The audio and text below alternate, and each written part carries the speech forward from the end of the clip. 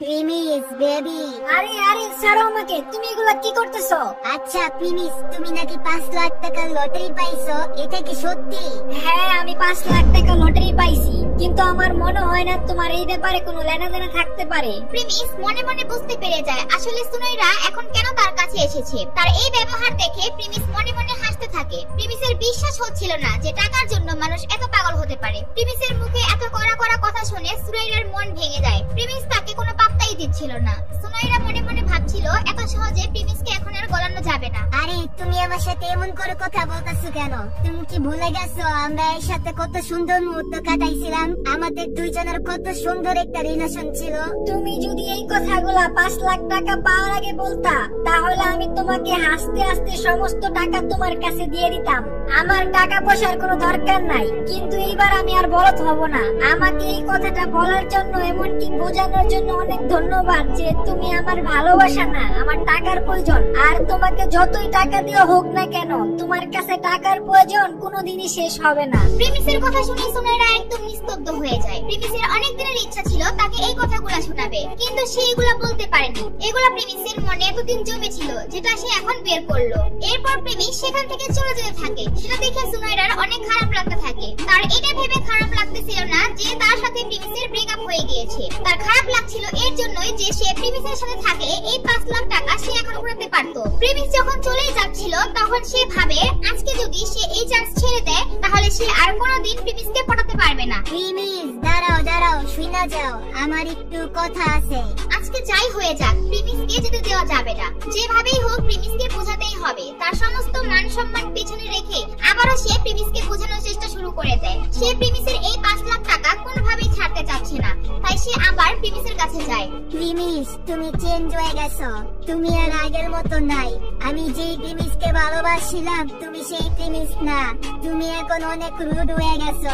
Premise কোনো উত্তর দেয় না। সে সুনয়রার এই কথাগুলো সহ্য করতে পারছিল না। আর সুনয়রা যখন বুঝতে পারে প্রিমিস কোনোভাবেই মানবে না, তাই সে তাকে মানানোর জন্য বলে, প্রিমিস আমি তোমার সাথে এর জন্য ব্রেকআপ করছি যাতে আমার জন্য তোমার কোনো ক্ষতি না হয়।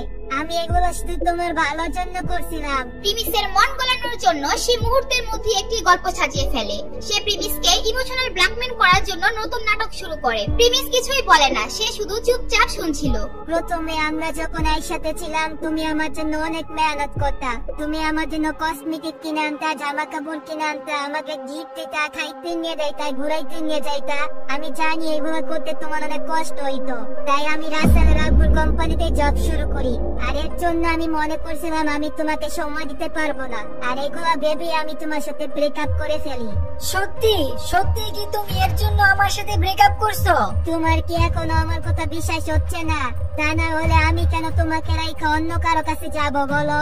সুনয়রার এই কথা শুনে প্রিমিসের মন একটু নরম হয়ে যায় দেখে সুনয়রার কনফিডেন্স আরো বেড়ে যায়। এরপর সে প্রিমিসকে আরো পড়ানোর জন্য বলে, প্রিমিস এখন আমাদের সিচুয়েশন চেঞ্জ হয়ে গেছে। তোমার কাছে মানে আমাদের কাছে এখন 5 লাখ টাকা আছে। এর জন্য তোমার আর আমার এখন কোনো কাজ করা লাগবে না, আর নাইবা আমাদের টাকার প্রয়োজন আছে। প্রিমিস সুনয়রার মনের কথা বুঝতে পেরেছিল। সুনয়রা যতই বলছিল তার জন্য শুধু তার ঘৃণাই আসছিল।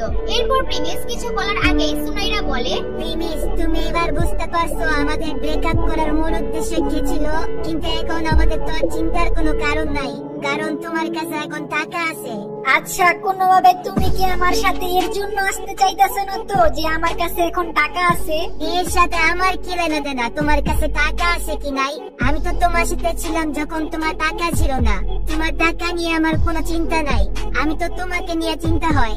আমি তোমার জন্য রাতে কান্নাও করি। প্রিমিসের দিকে তাকিয়ে সে এই কথাগুলো বলছিল, কিন্তু গতকাল পর্যন্ত তো সে প্রিমিসের দিকে তাকাতেই ঘৃণা করত, কিন্তু আজকে সে প্রিমিসের দিক থেকে চোখ সরাতেই রাজি না। প্রিমিস আমি তোমার কাছ থেকে যখন দূরে সরে যাই তখন আমি বুঝতে পারি যে আমি আসলে তোমাকে কতটা ভালোবাসি। আমি তোমার থেকে আমাকে অনেক দূরে রাখার চেষ্টা করছিলাম, ভাবছিলাম তোমার জায়গায় অন্য কাউকে আনলে হয়তো আমি তোমাকে ভুলে যাব।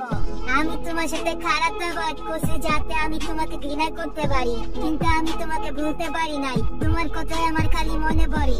এখন যদি তোমার পকেটে একটা টাকাও না থাকে তাহলে আমি তোমাকে আর ছাড়বো না। এগুলা বলতে বলতে সে একদম কান্না করে দেয়। সে তার কান্না করা চোখ দিয়ে প্রিমিসের দিকে তাকিয়ে থাকে আর তাকে বলে, প্রিমিস চলো আমরা আবারও একসাথে যাই, আমরা আজকে একসাথে ঘুরবো, খাবো, আনন্দ করবো।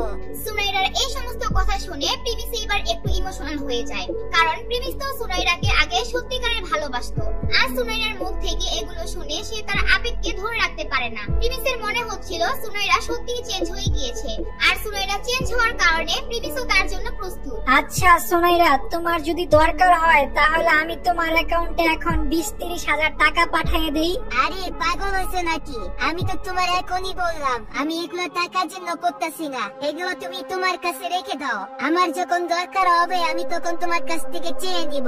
সুনাইরার এই চেহারা দেখে প্রিমিসের আরো বিশ্বাস হয়ে যায় তার কোনো টাকার প্রয়োজন নেই, না সে টাকার পিছনে ছুটছে, সে প্রিমিসকে ভালোবাসে। এটা সে প্রিমিসকে বুঝাতে সক্ষম হয়, আর প্রিমিস সেটা বিশ্বাস করে নেয়। এরপর তারা দুইজন কলেজ থেকে বের হয়ে একটু দূরে যায়, আর সেখানে তারা দেখতে পায় কিছু ব্যানার টানানো আর কিছু লোক একসাথে জড়ো হয়ে কি যেন করছে। প্রিয় ভাইয়েরা আমার, আমরা পিছনের বস্তি থেকে আসছি।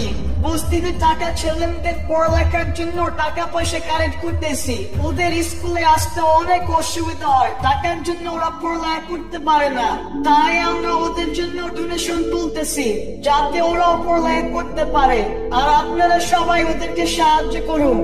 প্রিমিস আর সুনাইরার সামনে সেখান থেকে একজন আসে টাকা তোলার জন্য। সেখানে থাকা বাচ্চাদের দেখে প্রিমিসের অনেক মায়া হয়, তাই সে বলে, আপনারা এখানে খুব ভালো একটা কাজ করতেছেন, তাই আমিও এখানে কিছু টাকা ডোনেট করতে চাই।